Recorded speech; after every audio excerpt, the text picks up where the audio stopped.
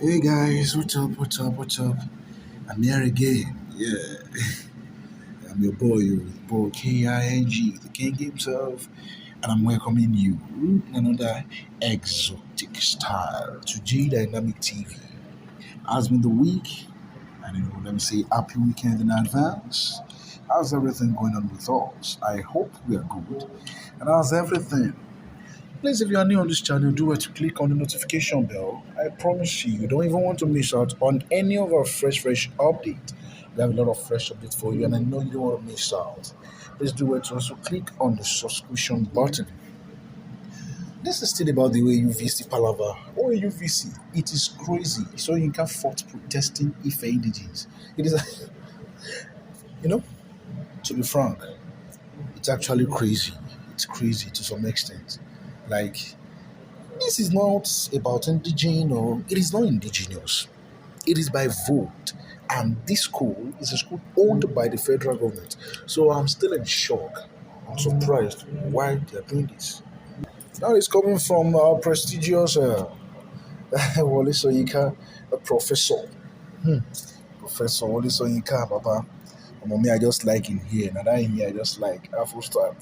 Nobel laureate Professor Wale Soyinka has described the protest embarked upon by some Ile-Ife indigenes over the announcement of a non-native as the next vice-chancellor of Obafemi Awolowo University as crazy in court. Yes, called them crazy. Say this is crazy.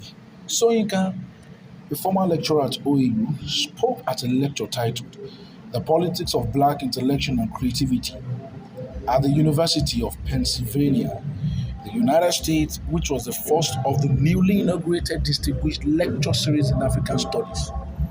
It was quite funny. Yeah, Egunguns and, their own Mali, call them Onimali, as that is the awards. They came and began to chant incantations. I don't understand the incantations are for who. Reacting to a question by Professor Wale Adebanwi, Presidential Pen Compact Professor of Africana Studies, Department of Africana Studies, University of Pennsylvania.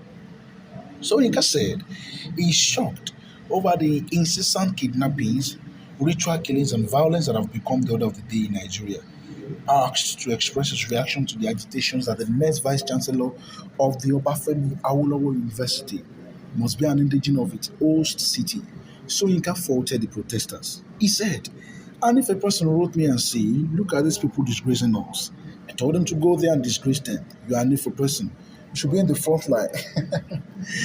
He said, and I quote, "The Ife people should say those people don't belong to us. We don't know where they came from, and they should be dealt with ruthlessly. Why should there be an Ife VC anywhere? I just don't understand what they put in the water these days. It is crazy. I am telling you, it is just so crazy. Why we like indigenous? I don't understand. Is it an Ife? Does the school belong to Ife or the federal government? It does not belong to Ife. It belongs to the federal government. That's the school. The school belongs to the federal government of Nigeria. It's a federal school, not even a state school. Let's say, had it been it's a state school, like something Ocean State, something university, would have said okay. But even if it's a state school, a state university, these people are. It is very annoying. Since the announcement of Professor Adebayo Bamire as the 12th substantive VC of OAU, some Ife indigenes commenced protest. The protesters argued that an Ife indigene should have been appointed. It was gathered that Professor Rufus Adedoyin, OS from Ile-Ife, came ninth in the screening, which saw 16 candidates shortlisted for interaction for the post of VC by the Joint Council and Senate Selection Board. Can you imagine? Even their own candidate, the person they want, he came ninth. Determined to ensure the installation of an Ile-Ife indigene as the next OAU VC. Some indigenes entered the university's campus with charms and other fetish objects on Monday, which is very, very bad. They also closed the university's two major gates, thereby preventing staff, students, and other stakeholders from either coming into or leaving the university. The protest by the Ife indigenes started last Thursday, March 17, 2022, shortly after the University Governing Council, led by its chairman, Owel Oscar Udoji, announced the Professor of Agricultural Economics, Bamire, as the 12th substantive VC. The protesters, who initially blocked the main gate of the university on the first day and threatened staff and students to stay away from campus, allegedly became violent the second day as they beat up workers, particularly the staff of the security unit, and vandalized their office at the main gate. Make them send soldiers go there, Jare. Yorùbás will say ta ló ń jẹun tájá ń jù. Yorùbás will say ta ló ń jẹun tájá ń jù. Abeg. Send military guys there. Send military men. Military personnel to the place. Not even police, military. Let's send them there. What's the meaning of that? Well, if you have one or two comments, you can just drop them. Me, I don't need para already. I don't need vex. You can just drop your own comments in the comment section, please. Some of the security workers were reportedly taken to the university's health center for treatment. Can you imagine? They even now became violent. On Monday, March 21, 2022, the protests took another dimension as the protesting Indigenes blocked the two major gates as early as 6 a.m., entering the campus with charms and other fetish items. Let's just thank God and give glory to God because ASU strike is on. Yeah, even with the ASU strike, there are still students that are still on campus. Well, I happen to graduate from the very, very best school in the world. That's the best university in the world. I can give it to a key part. And when I was there too, it happened. I'm not talking about the protest. I'm talking about ASU being on strike, or the school itself being on strike, or NASU, that's the non-academic staff union of universities, on strike, and students will still be, we guide and we will still there around waiting to go to floor. So now imagine it's when academic sections are on. What would have happened? Videos that surfaced online show the protesters assembled at the motion ground of the university secretariat, dressed in all white spiritual traditional attire, chanting incantations and performing rituals.